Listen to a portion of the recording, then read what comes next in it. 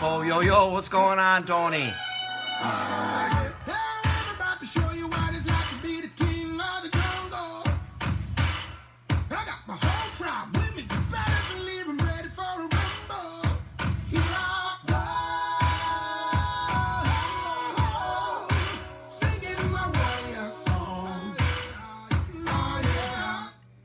What's going on, my peeps?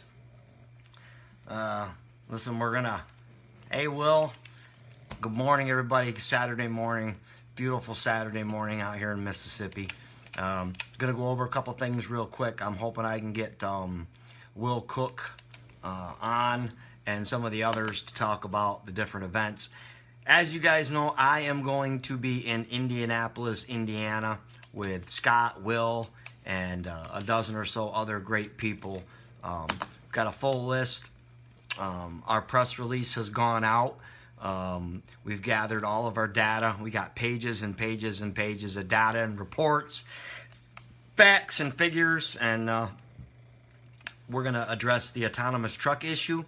We're going to present the facts as they've been presented to us, to the Indiana legislator, and we're going to let them sort through what's fact or fiction.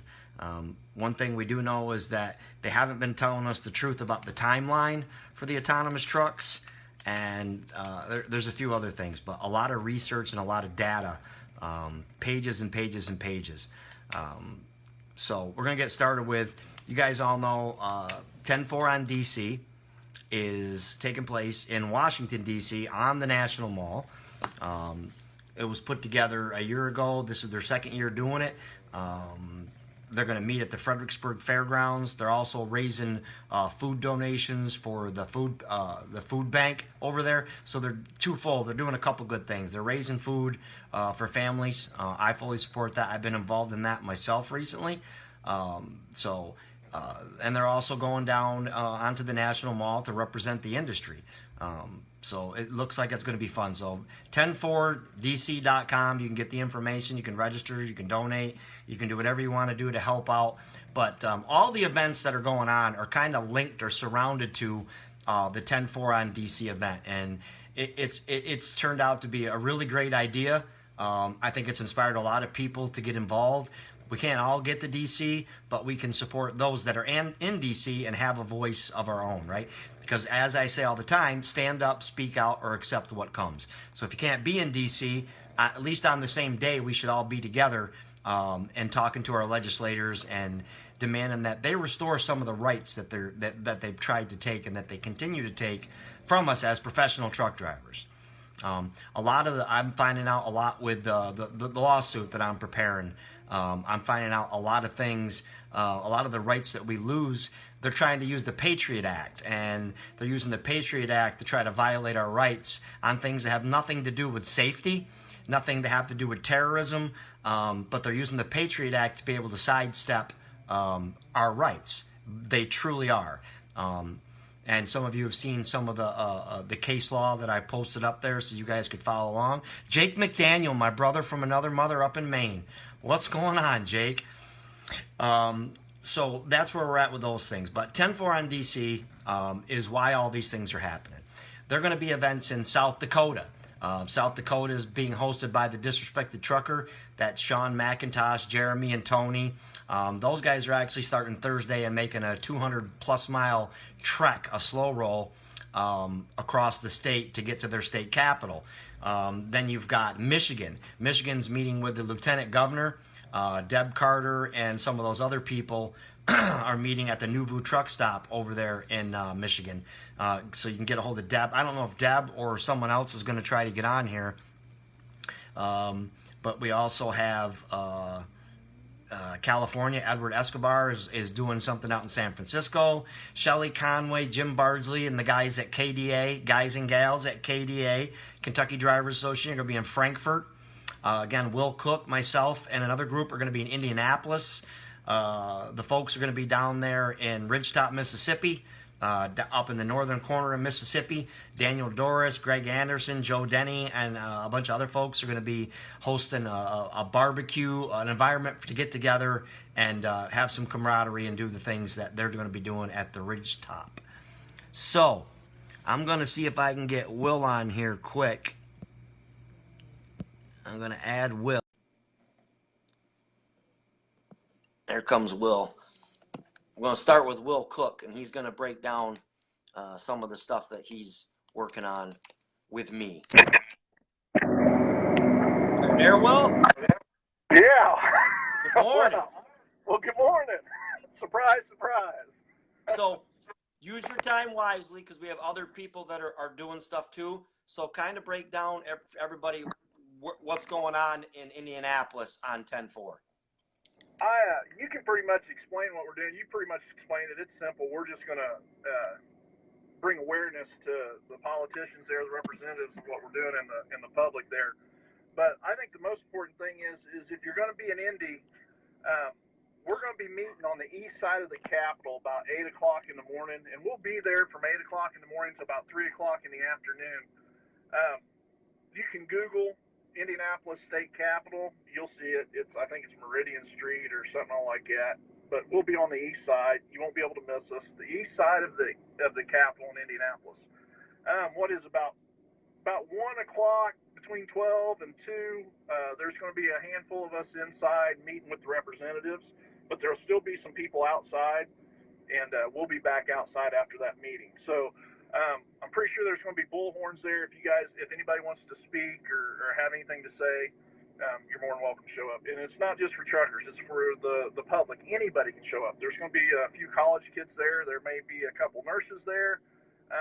It's just going to be a mixture of us all because it's for all of us. Everything that we're going to be talking about that day will affect the general public. So that's pretty much it. East side of the Capitol building in Indianapolis. The east side of the Capitol building. And anybody is interested can contact you through Messenger or contact me.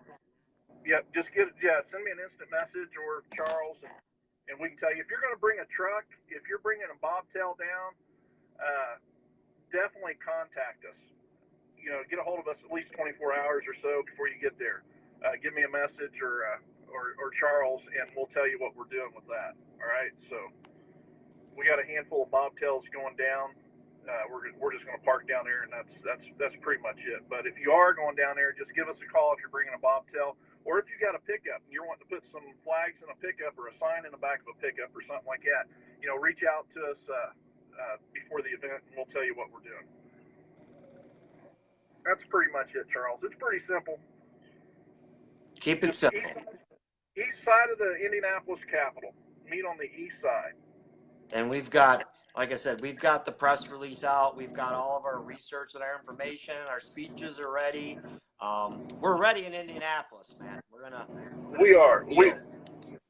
Like we said, we did this with the intent of only having a dozen of us, down there doing this and to talk to the representatives. But anybody, if you're passing through, if you're going to be in the Indianapolis area.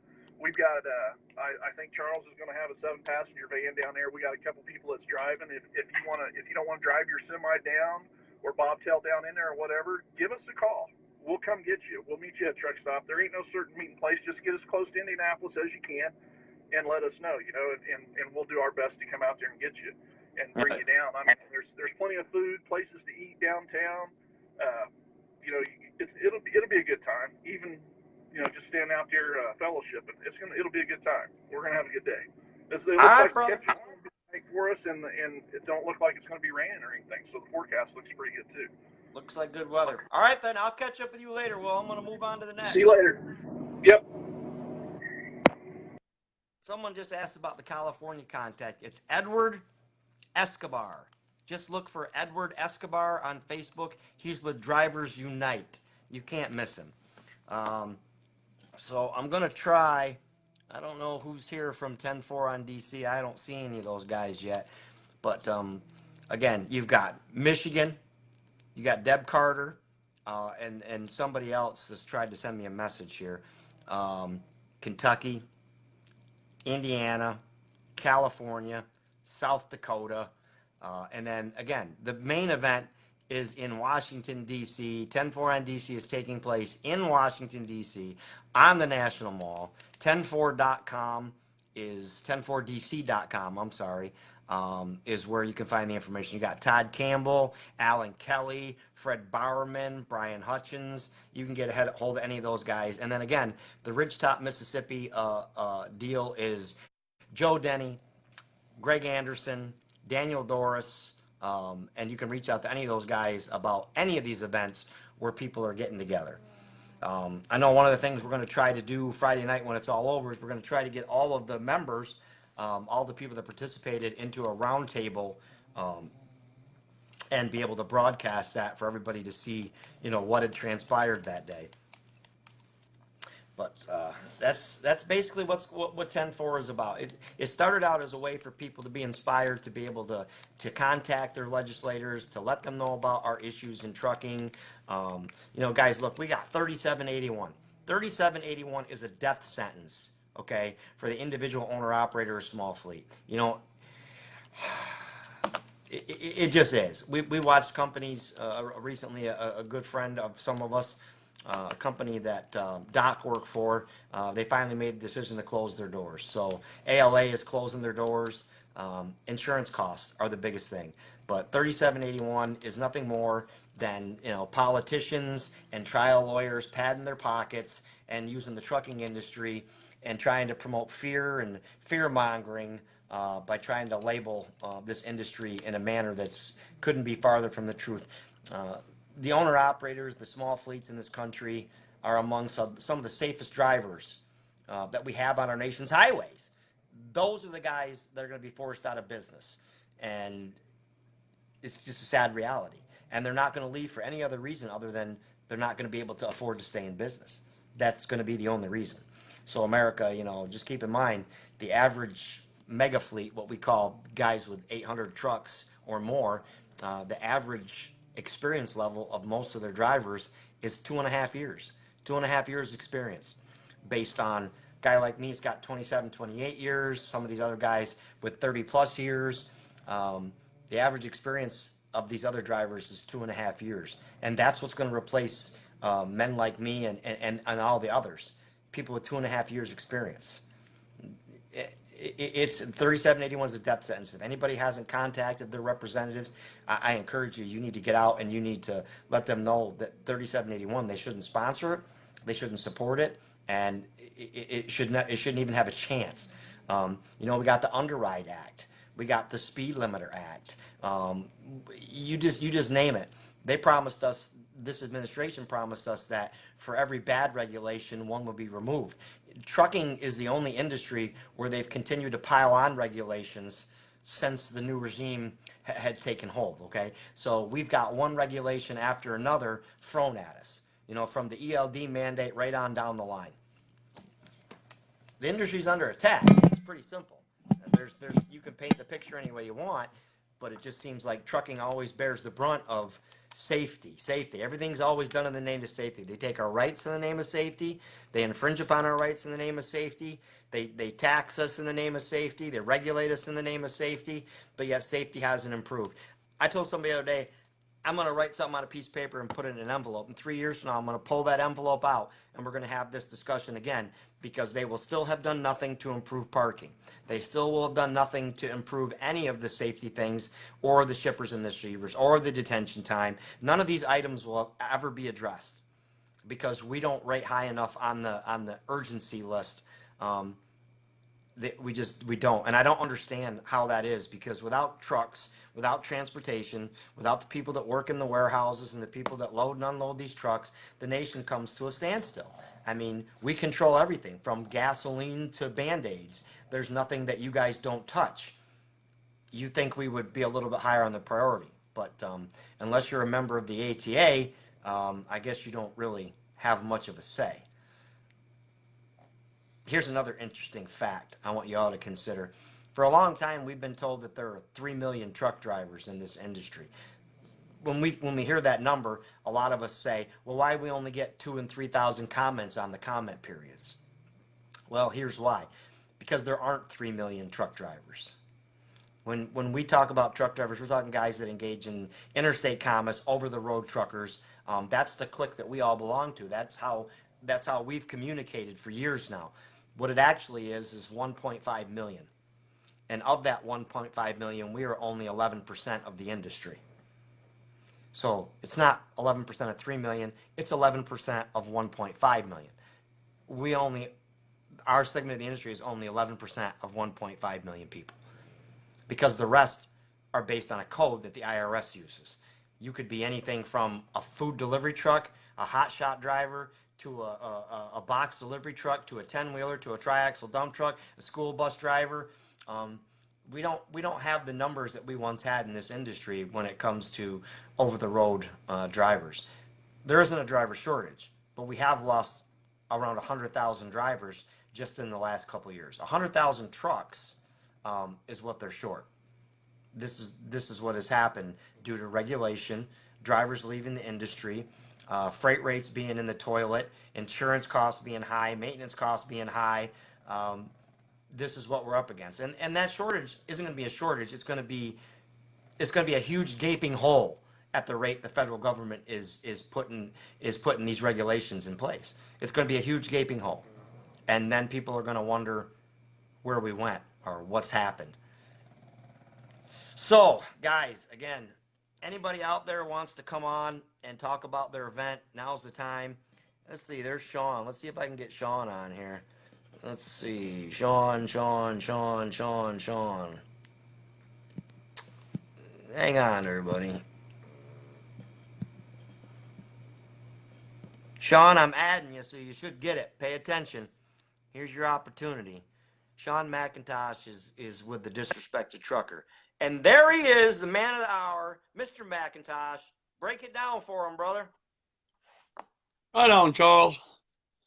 Hey, you were saying about the driver shortage. It's not a driver shortage. It's a quality driver shortage is what we got. Exactly. A professional driver shortage. But anyway, I'll break down the events we got going in South Dakota. South Dakota, 10-3, we're going to meet at the Countryside Travel Plaza, exit on I-29, south of Sioux Falls. We're going to go up 29 to I-229, make the loop around, hit I-90, back to 29, and then back down to the staging point. From there, we'll gather back up, and we will go back up 29 to I-90, and we'll head west about 74 miles to Mitchell.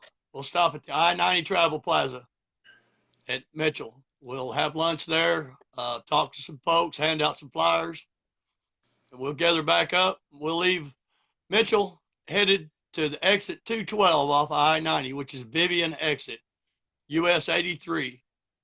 That is 119 miles. We'll turn north there and go into Pierre, which is 38 more miles. We will stage up at the number one truck stop. It's a travel plaza, the only one in Pierre.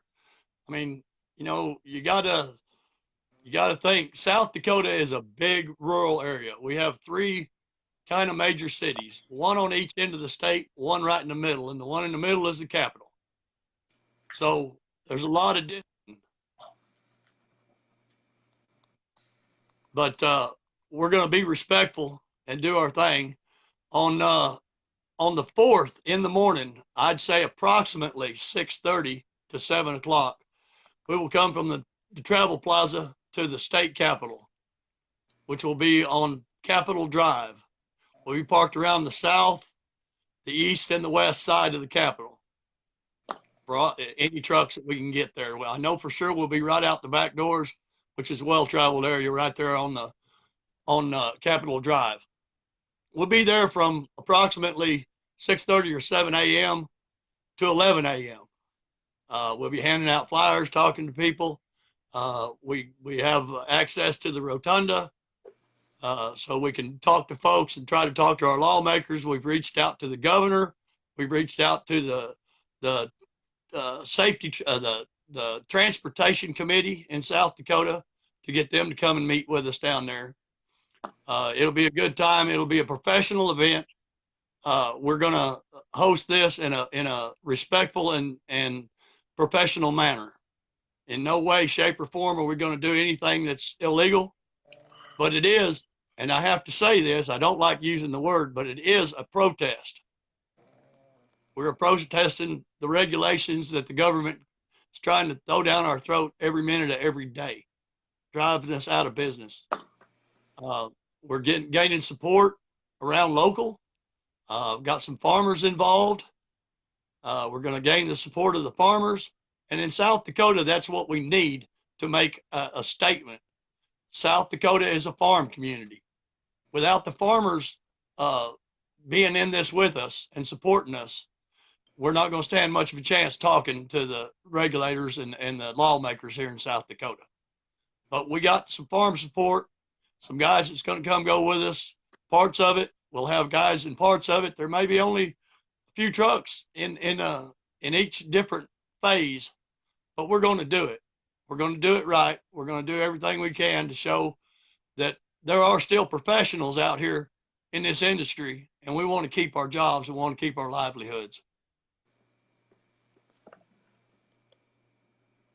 And that, I'll keep it short. That's about it, brother. Got my sign. You see my banner? I see that. So what are you guys are pretty similar to what we're doing, because I know that in the spirit of cooperation, the reason things are working so well is because many of us are working together and collaborating together. And I enjoy working with you. I know you enjoy working with the rest of the people. So are you getting the sense that that's what's happening, that there's a really good solid core group of people extending from group to group, working together to help make this happen? Oh, very much so. Very much so. And this little movement that we got started again here, I mean, we didn't start anything. It's been going for years. Charles is one of the founders. But this little movement we got started now is getting a lot of attention. It's all positive attention. Folks are kind of scared, for some reason. Different stuff's going on, I guess. But folks are kind of leery and hesitant to get involved, but they're getting involved, and they're getting involved by the droves. Ones that are finding out that we're doing this in a professional and respectful manner, they want to be part of it. And the cooperation between all the groups, and you and us and the USDD and 10-4 on DC and the Kentucky drivers and Michigan and California is awesome. It's awesome. We're coming together. Finally, we're coming together. Different groups joining in the conversation, joining in the events, starting our own events. I got guys calling me, asking me where there's one in this state and that state. No, there's not one in that state yet. Well, wish we'd have known about this a little earlier. Maybe we could have got one. Well, we've been doing this for a while now. But, everybody wasn't involved because, for different reasons. They're starting to wake up. They're starting to get involved. And I think the other great thing about it is everybody understands that these events on 10-4 aren't going to be the problem solver. This was a stepping stone to prove that we could all work together and that we can gear up and continue to get our message through for the next, for the foreseeable next 6, 8, 9 months before we have to make a decision on what we can do as an industry together if we don't get results. But we have to try every step available to us. And first we got to unite the people, because without good leadership, right, people aren't going to get involved and want to stand up, because people don't want to wonder, well, who's in charge? Well, who's leading? Well, who's the face that's going to help me do what I need to do? Who's giving me the right information? So we're going to do this thing, and every one of us that's involved understands that after 10-4, this doesn't end. We're going to continue to keep the same attitudes, the same professional. We're going to work together, and we're going to get to the goal. So when the moment comes that we have to make a decision, what do we do now? We certainly aren't going to let our livelihoods go and slip out of our fingers. We're not going to just let our dreams be flushed. We're not going to let our rights be taken away. At some point, we have to decide we're going to stand up and speak louder. Right now we're standing up and we're speaking, but at some point we're going to have to stand up and speak a little bit more loudly. But we have to get there together. We have Exactly. to get together. There's no other way. Yeah, exactly. I mean, it's going to take every one of us. 8 or 10 or 12 or 14 of us is not going to do this. 8 or 10 or 12 or 1,400 are going to do it. They're going to listen to us. They're going to hear us anyway. I don't know if they'll listen or not. That's a whole different deal. But they're going to hear us. And on 10-4 and 10-3, hopefully they wake up and see, you know what? This is not just going on here in the nation's capital. We got guys in Indy. We got guys in Michigan. We got guys in Kentucky. We got guys in South Dakota. You know, we got guys all over the country here banding together and making a show. And that's what it's all about. We got to unite no matter where we're at or whatever. I mean, you know, and yeah, the groups have been awesome about putting each other's message out. You know, I just can't say enough. I can't say enough about the teamwork and the leadership of the other groups that are working together for a common goal, and not, you know, in any way being unprofessional. We're doing it the way that it needs to be done. I mean, you know, we're all truck drivers, and there's a certain way we can act at the liar's counter in the cafe, but you know, that's not the way we can act in front of the lawmakers and the general public and folks when we're trying to make a change here. You know, you got to conduct yourself professionally at all times, and you know, just try to make a difference here. That's all I'm saying. You know, we just got to stand together, keep doing as we're doing, and let's make this work together. And again, I invite anybody that's watching this or that sees this, if you're up in our area on 10-3 and 10-4, even if you're just traveling across I-90, we invite you to come along with us, roll with us, blow your horns as we go by. If you're going eastbound and you see us going westbound, flash your lights, you know, put your horns on, whatever. Show us some support. Stop your truck, put a flag up. You know we're coming. Stop your truck on the edge there and watch us come by. Give us some support. That's all we need is a little bit of support from everybody. And those of us that's decided to take this fight, you know, we ain't just doing this for us.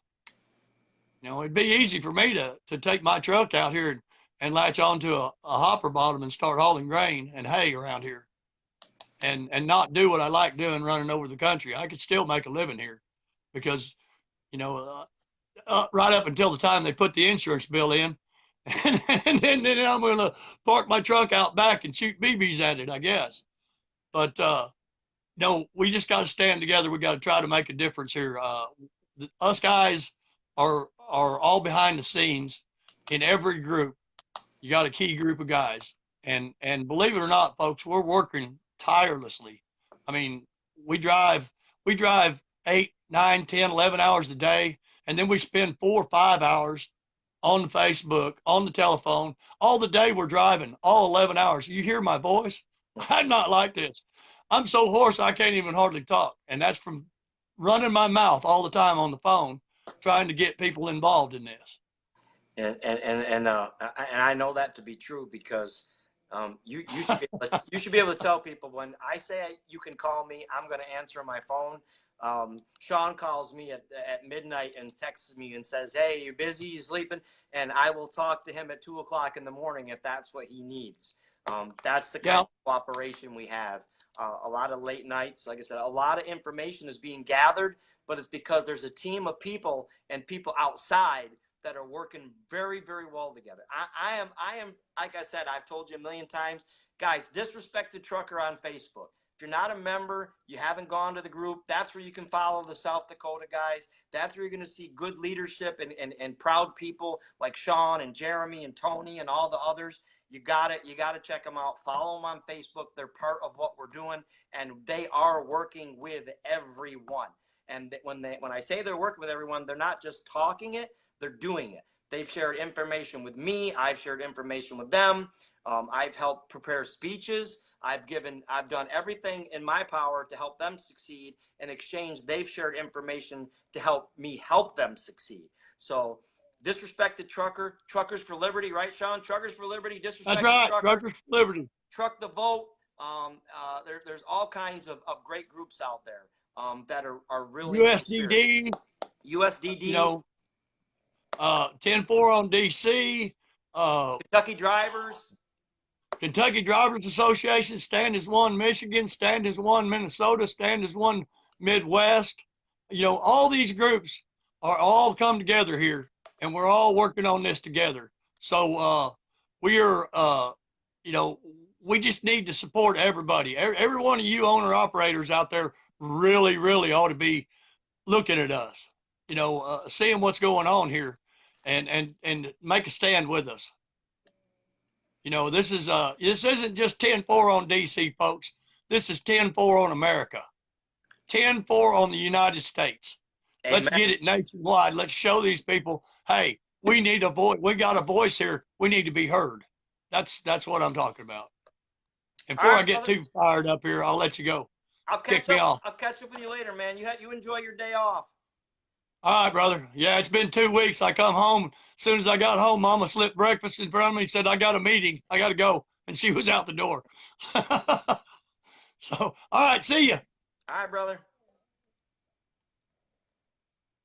So again, guys, this is your opportunity to, if you're quietly sitting back and you're observing and you've been waiting for the miracle to happen, a couple weeks ago, I believe it started to happen.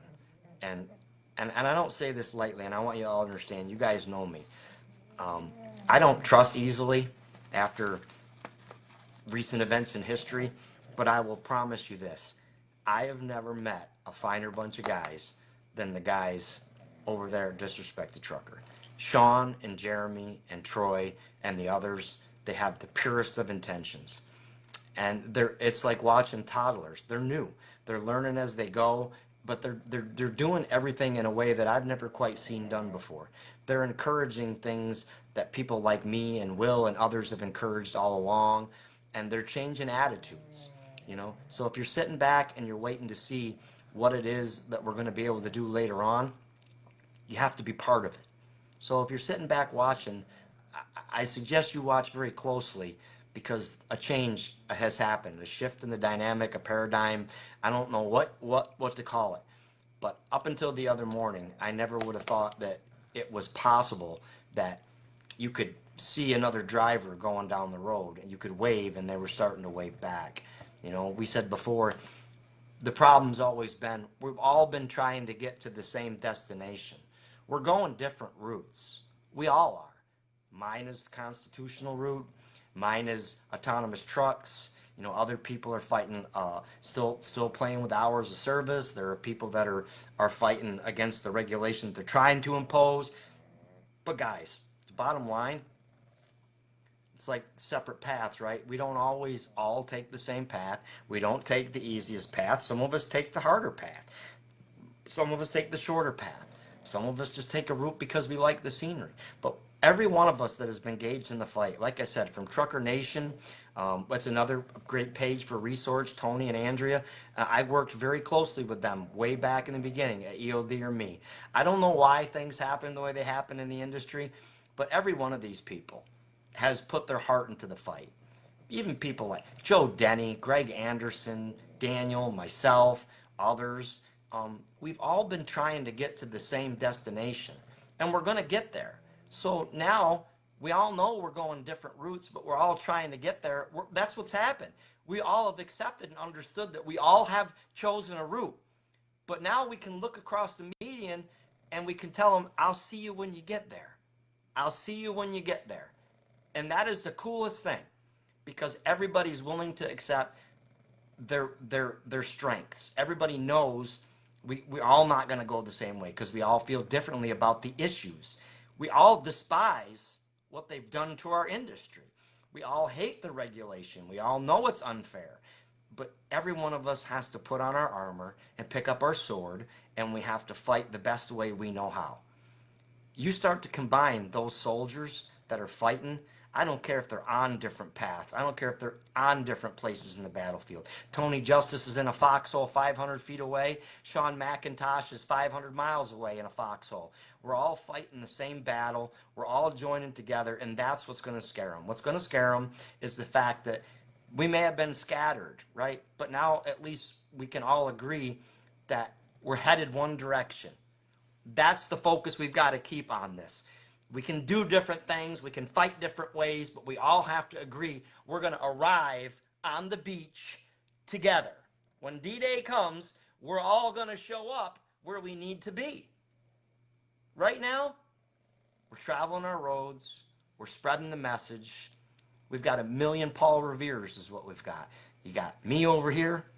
You got Will Cook. You got Mr. McIntosh, you got Tony Justice, you got Andrea, you got all these other people in the industry. The guys at USTA, Mike Landis, Dougie Hasner, Kevin Steichen, Tim, Marcus. You know, again, we're all dear friends. But because we all wanted to take different roads, we couldn't agree that that was okay. I think now, if we can all just agree that USTA has their place in the fight, and they're going to fight, and they're going to join us there. That Trucker Nation has their place in the fight, and they're going to travel a different road, but they're going to meet us there. Scott Jordan, Scott Reed, Todd Campbell, everybody has a different way to fight the fight, and we're all going to get there together. That's what we're trying to do. That's what's important. So 10-4, if you can't be in D.C., but you're going through Kentucky, and you know you can be there, get a hold of Shelly or Jim.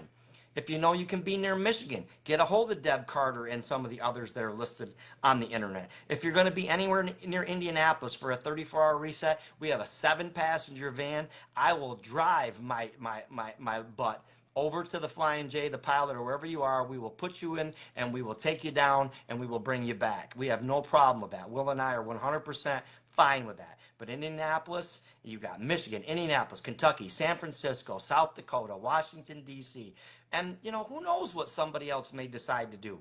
They may park somewhere, and they may say, hey, why not? But here's the thing, guys. If you know you're going to be home, you can call your local news media.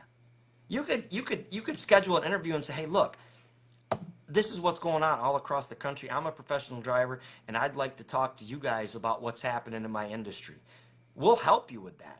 If you know you're going to be home on a Friday and you're living in an area where they're not doing anything, contact me. Send me a message. I'll help you get a press release together so you can meet with your local news media and you can talk to them about the problem. You can say, I stand with these guys that are in D.C., South Dakota, Indianapolis, Kentucky, Michigan, California. You have an opportunity. See, it doesn't matter, again, it doesn't matter where you are on the road. Travel your road and meet us there. You can participate in this fight any way you want, any way you know how. Send a letter to the editor, send an email to your local newspaper, call your congressman, call your senator. But guys, 3781, again, is a death sentence to this industry. The next thing we have to worry about is the autonomous trucks and the games that they're playing with autonomy. Because see, all the experts told us this wasn't coming for 20 years, 25 years, and we all bought it. This is 10 years away. Within the next 10 years, it's going to be absolutely commonplace and normal to see Waymo, Daimler, Klondike, Too Simple, Starsky. It's going to be normal. There's one thing standing in their way: the truth. The public is never going to accept this. But if the public isn't educated and we don't do our part to educate the public, these trucks are going to come. It's a matter of how we let them phase into our industry and how much ground we're willing to give up. No commercial vehicle with that weight and that size should ever go down the highway without a qualified driver in the cab of that truck. They want to teach us this technology. They want to apply this technology. They want to make life easier. They want to do what they want to do. There's no way that I am willing to say that they should be able to do this without a professional driver behind the wheel. There's just no way. Autonomous trucks, the one thing we finally got the truth out of them on, it is going to affect over-the-road long-haul truck drivers. So if you're not on a dedicated route, you don't work in a specific area, if you're not a regional driver and you make all your money running the boards, running loads from coast to coast, it is going to destroy your business model. You're done. The over-the-road model, long-distance trucking, is going to be done, gone. That's what the autonomous trucks are going to do in the beginning. And as they go on, they will continue to adapt and to learn. People say, well, how can they load them and unload them? All you got to do is cruise the internet, man. They've got robots that can stack a pallet. you don't think they're going to be able to load and unload these trucks using conveyor belts and, man, they've got automated jacks, all kinds of stuff. This industry is going to change forever. So we need to fight so we can enjoy the next 10 years without increased insurance rates, without speed limiters, without underrides, without all this other nonsense that they want to continue to throw at us.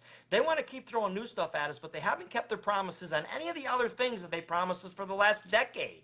We haven't seen improved truck parking. We haven't seen safer truck parking, right? We haven't seen drivers, the problems with detention. We haven't seen the shippers and receivers addressed. We haven't seen any of these things happen. We haven't seen anything happen. We've been screaming about these problems for decades. And now we still don't have any results. We keep talking to them.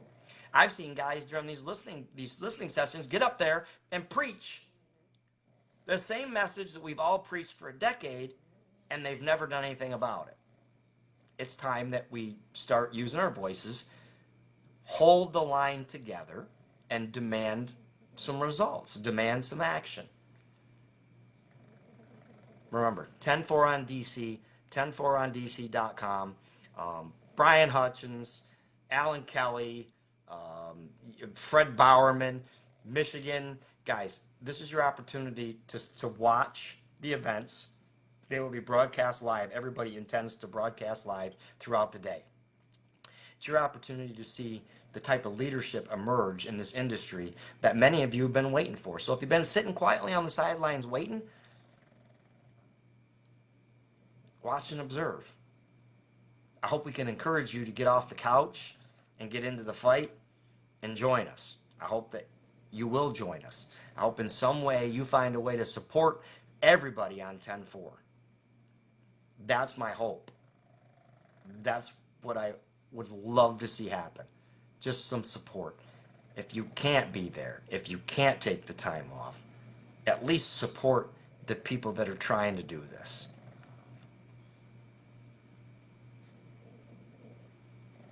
Hang on a second. I gotta find him. Hang on.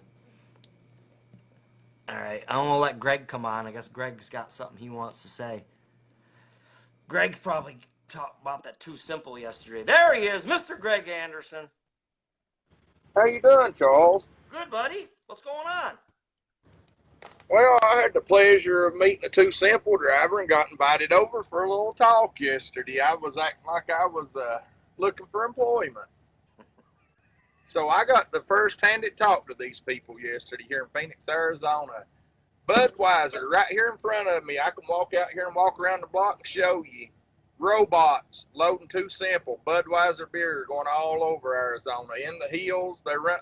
The drivers say they handle good. The guy that I met over the other place, the black guy that took me over here, told me he felt safer sleeping with that truck driving than he did another company driver. I said, wow, making $90,000 a year to ride around with this thing. Their plan is in Phoenix, Arizona, they're building cold storages and dry storages outside of the city limits so that the driver trucks the product out to the cold storage that switches out of town. And the guy from Too Simple said this is going to happen all over all cities. So they're going to build these big places to bring it out of the cities to the trucks, and the trucks take it across America. And you're right.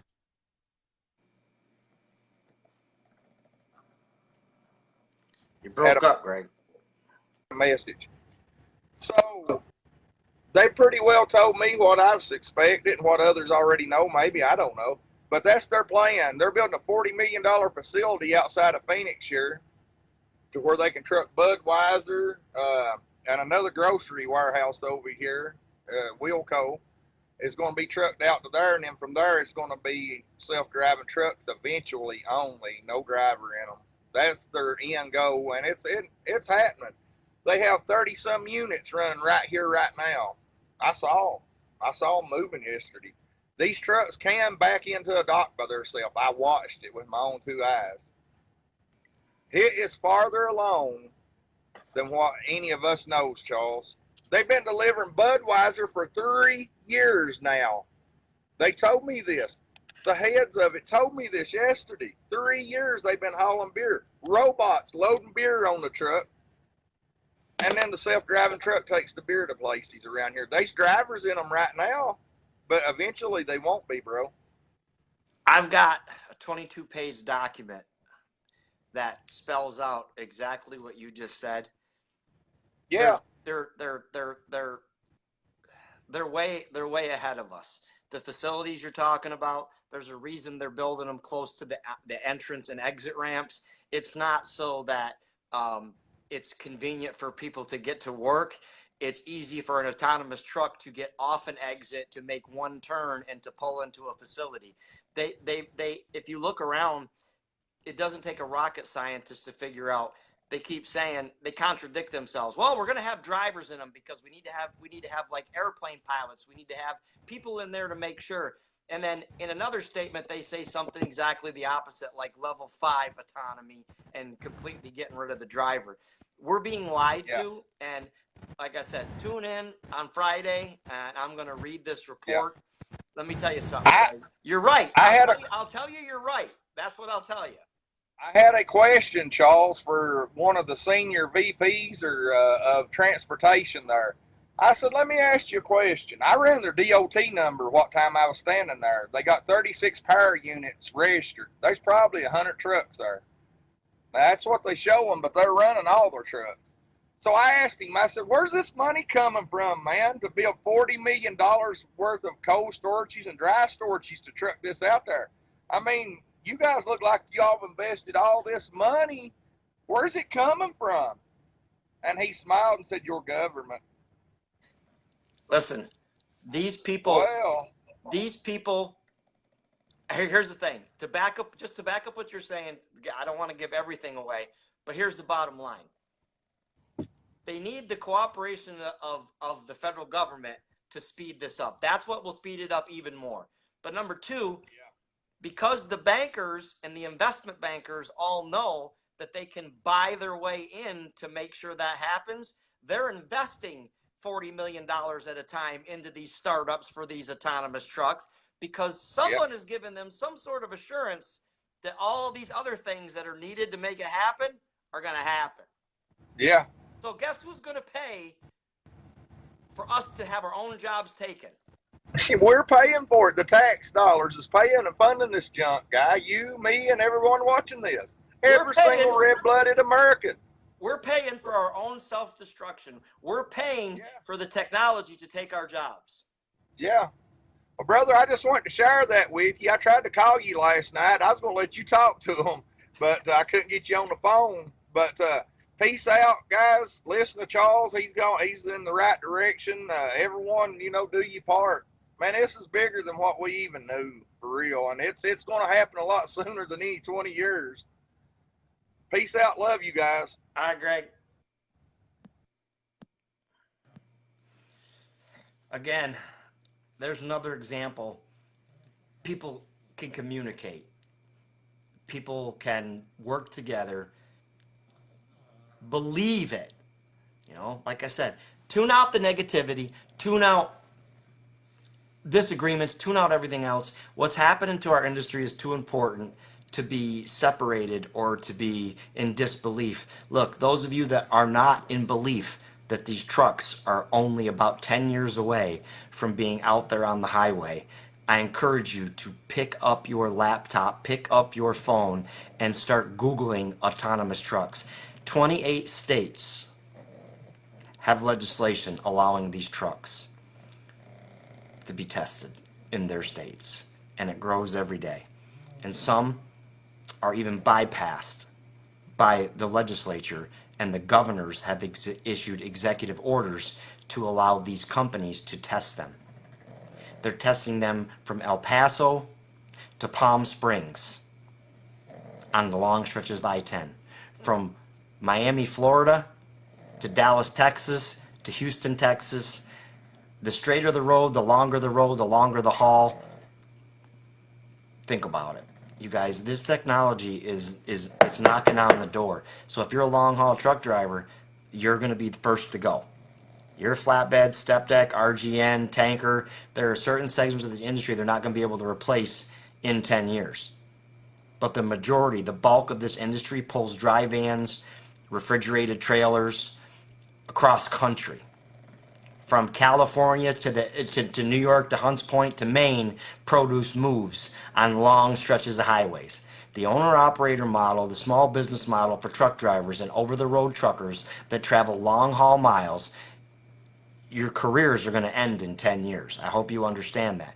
Unless you get into these politicians' asses, unless you start demanding America as taxpayers, you're not going to fund corporate America's ability to make millions of dollars off the backs of the working men and women in our industry. They are going to succeed because they are not going to pay for the infrastructure they need to speed this up. 5G, RFID chips, and the signs. They're not going to pay for this. They're going to get the American taxpayer to pay for it, and the American taxpayer isn't even going to know they paid for it. So again, guys, 10-4 on DC and Washington, D.C. on the National Mall, events all over the country. Go check them out. Disrespected Trucker on Facebook, Truckers for Liberty, USDD, USTA, Trucker Nation, Bloodline Carriers, United We Haul. All these organizations, all these groups all have the same goal in common. We want to make the industry a safer and better place, a more profitable and safer place. We want the next generation to have the same opportunities we have. Will they be working with the same equipment? No.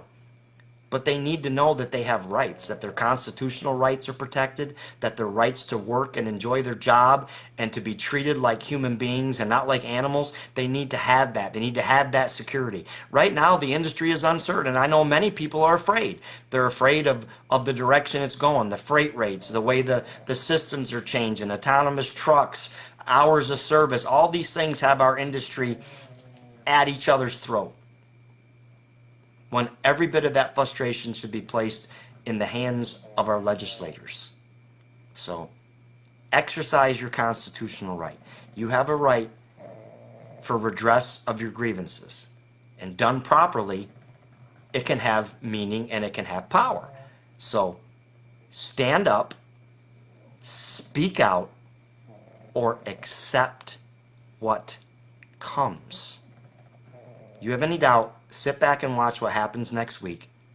Then make that decision whether you're going to support your fellow drivers. We're not asking for anything that any other industry hasn't asked for. Respect, fair conditions, a stable environment, and regulation that allows us to thrive, not choke us out like weeds in a garden. We want to be able to thrive. We want to be able to succeed. We want to be able to take care of our families. We want everything that every other American person, every other industry in this country wants. To be treated fairly, to have our rights protected, to have our rights recognized, and just be able to thrive. This industry is full of strong individuals. They're strong hearts, strong backs, strong minds, salt of the earth. Some of the best people I know are you guys out there, the drivers. I mean, we form friendships and bonds. We live in a world that most people can't understand. We really do live in a different world. Our world isn't their world. We have our own lingo. We have our own everything. It's another world. And sometimes it's hard for the outside world to understand it. We just have to keep plugging at it. One day, maybe they'll understand us. But I'm kind of happy with our world being our world. I'm happy to know the men and women I know out there in this industry. So like I said, accept the fact that we're all taking different routes, and we're going to get there together when the day comes. For now, call your legislators, your state, your federal. Call these people, tell them about these issues, but most of all, do not let 3781 happen, and do your part to research how every one of these items that they're proposing will benefit autonomous trucks. I said it before. The public doesn't want 80,000-pound vehicles speeding down the highway. especially if there isn't a driver in them. So how do they fix that? They govern all the trucks at 65, and they say, whoa, whoa, Joe Q Public. No, they're governed. They're going to be going 65 miles an hour. Well, what's going to happen when people run into the, hey, we got underride systems all around these trucks, 22-inch clearances, underrides. There's no way for people to get trapped under these trucks anymore because they're too stupid to pay attention. Oh, well, what are they going to do if one of these autonomous trucks kills somebody? Don't worry. We've raised the insurance requirements to protect the motoring public. That way, the corporations won't have people going after them. You understand that, right? They raised the insurance requirements. There's $5 million available in case of a death, a fatality, or an accident when one of these driverless trucks wipes out a family in a minivan.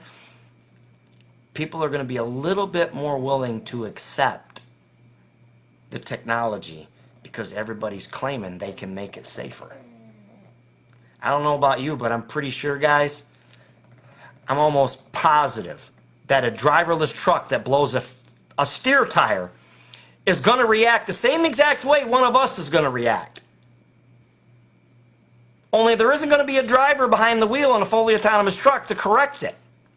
What's going to happen when a steer tire blows out at 65 miles an hour on a truck that has absolutely zero driver behind the wheel? If somebody could tell me what's going to happen with that, I'd love to hear that story. Guys, like I said, it's pretty simple. Follow the money, connect the dots, educate yourself. Knowledge is power. But next Friday, there are those of us that have decided we're going to take a step. We're going to protect our rights. We're going to talk to the media about what's happening. We're going to talk about the autonomous trucks. We're going to talk about this insurance bill and how it's filled with conflict of interest and backroom deals and how it benefits trial lawyers and politicians. How the underrides will not save lives. How they've developed them for a 35 mile an hour crash, and then later on they're going to want us to upgrade those and retrofit them to something that will absorb a 65 mile an hour crash. So it's all a money grab. That's all they've ever wanted to do with this industry, is use it as a cash cow. It's an $8 billion industry. You don't think everybody and their mother has their hands in the pockets of this industry? They do. You guys enjoy what's left of your Saturday. Remember, stand up, speak out, accept what comes. Look out for one another. Have a little faith. Be accepting that everybody is getting to the same place, going different directions. I'll catch up with you guys next week. On Monday, we'll be doing the Truckers for Liberty constitutional episodes, so don't miss that. At some time on Monday, I'll be doing that. Update you on the pro se lawsuit. Let you guys know where it's at, what help I may need. Other than that, from Wednesday on, it's going to be 10-4 on 10-4. 10-4? Guys, have a great weekend. Enjoy your Sunday. Go to church. It's Sunday. Go to church, you heathens. I'll catch you guys later. Have a great day. Thank you for your time. Thank you for following along. Remember, Disrespected Trucker on Facebook, Truckers for Liberty. Check them out.